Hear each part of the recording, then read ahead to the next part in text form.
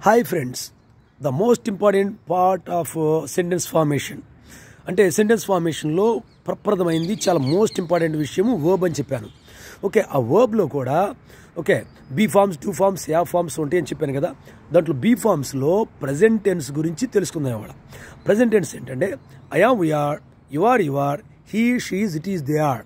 I repeat, I am, we are, you are, he, she's, it is, they are. ఎక్కడెక్కడ వాడతారు, ఏ సందర్భాల్లో వాడతారు?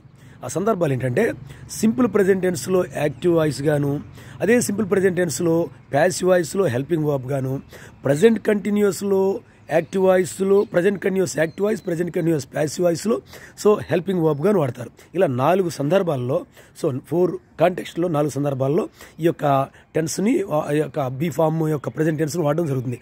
I am, we are, you are, he, she's, it is, they are. So I hope you got it. Thank you.